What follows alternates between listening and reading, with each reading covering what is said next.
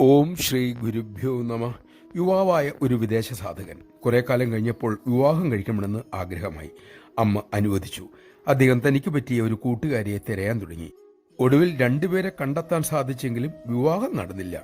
ഒരിക്കൽ അമ്മ സരസമായി വിവാഹകാര്യം തിരക്കി. യുവാവ് പറഞ്ഞു, അമ്മേ, ഞാൻ ശാസ്ത്രജ്ഞനായ എഡിസനെ പോലെയാണ്.